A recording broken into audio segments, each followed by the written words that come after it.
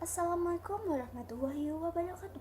Perkenalkan, nama saya Febriana Fisyafinga dengan NIM 21014211150.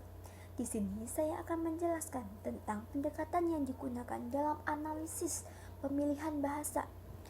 Pendekatan itu ada 3, yaitu pendekatan sosiologi, psikologi sosial, dan antropologi. Langsung saja kita memasuki pendekatan sosiologi. Sosiologi ini berkaitan dengan analisis ranah atau domain. Ranah itu sebagai konsepsi sosiokultural yang diabstraksikan dari topik komunikasi, hubungan peran antara komunikator, tempat komunikasi yang selaras, dan bagaimana aktivitas masyarakat tutur.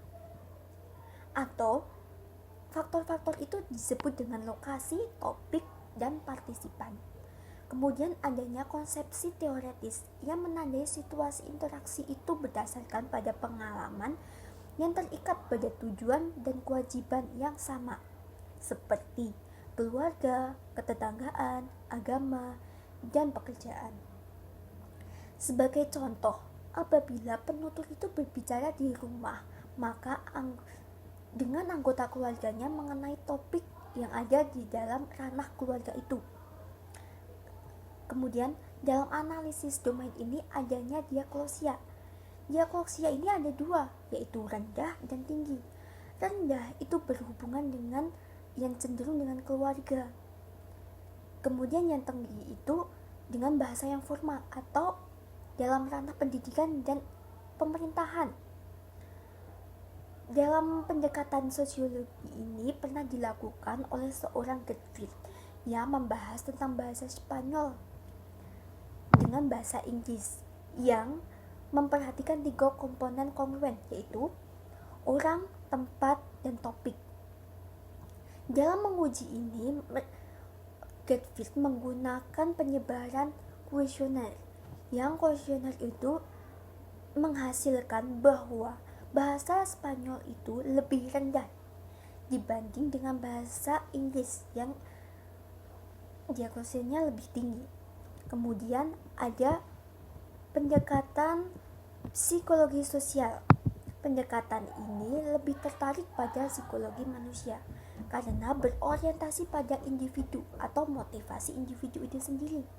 Kemudian adanya situasi tumpang tindih yang terjadi karena mempengaruhi seseorang dalam pemilihan bahasa. Pengaruh itu disebabkan oleh 2 bahasa yang berada dalam satu situasi psikologis secara simultan. Situasi ini ada 3, yaitu yang berhubungan dengan persona penutur, kedua berhubungan dengan pengelompokan sosial atau lebih tepatnya itu pada latar belakang, dan terakhir ada situasi sesaat. Sangatlah bermakna untuk memilih ketika pembicara yang harus memilih antara 2 bahasa atau lebih, sehingga terjadinya situasi tumpang tindih. Situasi ini terjadi karena berkaitan dengan pribadi yang keinginannya untuk memilih bahasa tertentu atau bahasa yang dikuasainya. Kemudian dalam situasi lain ada yang berkaitan dengan norma-norma kelompok lain yang memaksa kita untuk menggunakan bahasa itu atau bahasa yang belum tentu dikuasainya.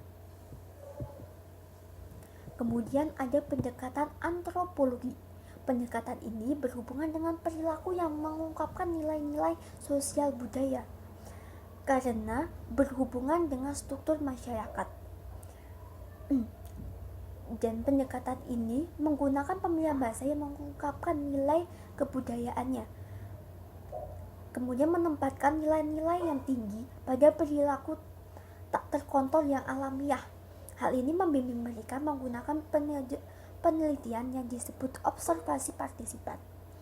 Dengan menggunakan metode tersebut dapat memberikan perspektif penjelasan atas pemilihan bahasa yang berdasarkan pada persepsinya sebagai penutur, kelompok, atau lebih yang dimasukkannya. Sehingga dalam metode ini mengarah kepada peneliti sebagai instrumen peneliti relevan yang mengungkapkan secara alamiah gejala pemilihan bahasa dalam masyarakat multibahasa di Indonesia. Demikian pemilihan bahasa, saya ucapkan terima kasih.